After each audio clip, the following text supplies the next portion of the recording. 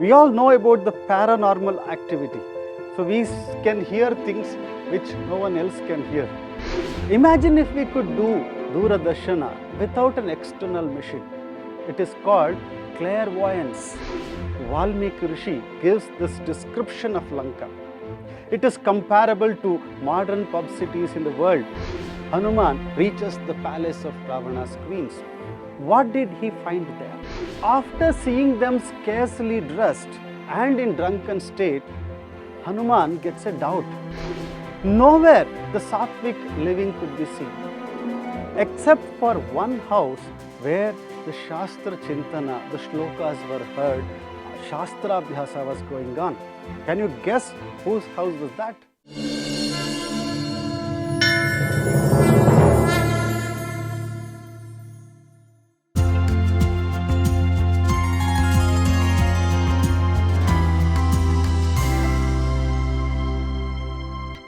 Harihi Om.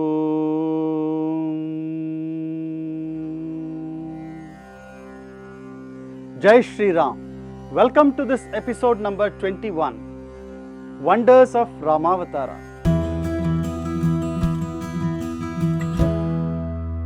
In this video, we are trying to answer the question about the great Rishi Munis could see and hear things from far places, simply with a strong and powerful will. Hence, they were called Siddha Purushas. If that is the case, what are those Siddhis that they achieved? Let's understand about these Siddhis. There are many types of Siddhis which one can achieve through rigorous practice. Popularly known Siddhis are the Ashta Siddhis, the 8 Siddhis.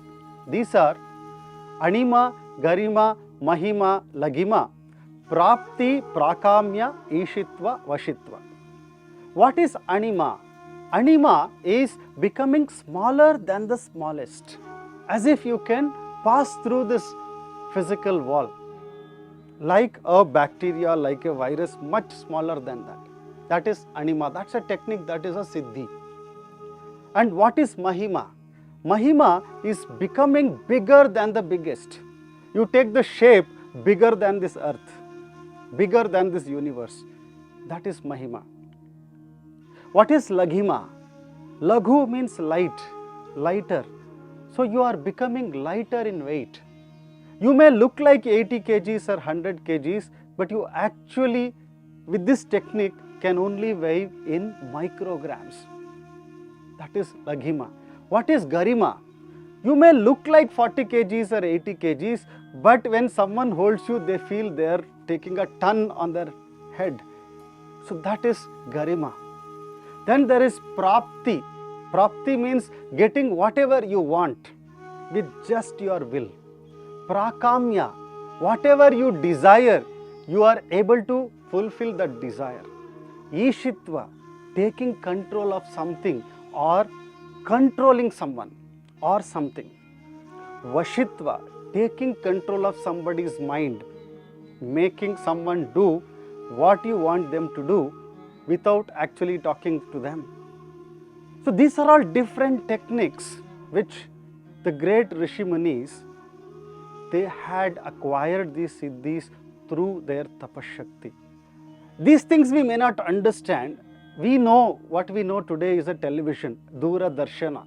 But actually Duradarshana is a Siddhi where one can see the people or events happening far away by just tuning one's mind. Now we call this television. We watch live cricket, which is product of scientific invention. Imagine if we could do Duradarshana without an external machine. It is called clairvoyance. It's a French word, you can Google. We all know about the paranormal activity. So we can hear things which no one else can hear. Some people can see things which others cannot see. It is not an imagination, it is a reality. That is Duradarshana. Similarly, there is Durashravana. We all know it is telephone technology.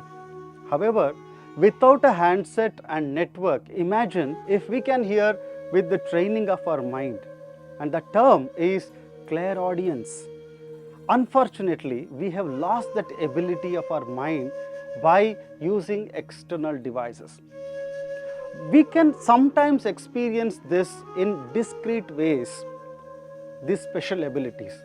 Sometimes when we strongly desire about something, maybe you want to meet someone whom you like most, maybe a friend. If the intensity of desire is huge and if you are really sincere, the other person too starts thinking of us. He might even turn up to see us saying, I just came here, I just felt like seeing you. Or he could call you up and say, I was just thinking of you. And you were also thinking of him. Many a time when such things happen, we don't observe and we often give it up. What if we really strongly desire, will he really come? The biggest problem in the will is the doubt. The slightest doubt is enough to spoil things happening from the strong will. Various Yoga Sutras teach these techniques.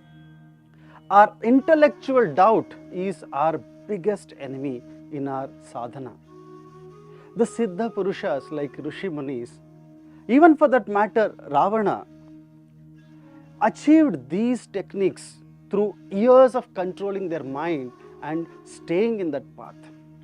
In the story, Hanuman is admiring the luxuries of the city of Lanka and admiring Ravana who made this Lanka such a wonderful city.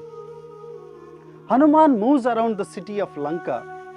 Valmiki Rishi gives this description of Lanka. It is comparable to modern pub cities in the world. People all around in the Lanka are drinking, dancing, something similar to the nightlife in the Western countries, something like Los Angeles. Nowhere the Sattvic living could be seen, except for one house where the Shastra Chintana, the shlokas were heard, Shastra Abhyasa was going on. Can you guess whose house was that? Yes, that was Vibhishana's house. Vibhishana was a great Haribhakta. He was great because of his sadhana was compared with the environment he lived in. In a place all surrounded by Sattvic people, it is very easy to follow dharma. However, in spite of such a tamasic environment, if Vibhishana keeps his mind in Shastra and Bhagavad Gnana, that is the greatness. Looking at Vibhishana, admiring him, Hanuman moves towards the palaces of the Ravana's queens.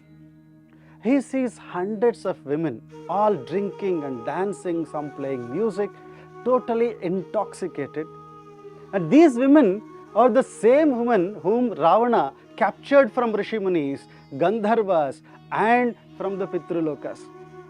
Many had surrendered to the situation and accepted Ravana and adopted to the Rakshasa way of living. After seeing them scarcely dressed and in drunken state, Hanuman gets a doubt. He actually did not get the doubt, but he makes this doubt to train us. He gives a very good psychological analysis of his own thoughts of seeing these women. What is that? Let's watch this in the next video. Naham karta, hari karta, tat puja karma chakhilam, harihi bo.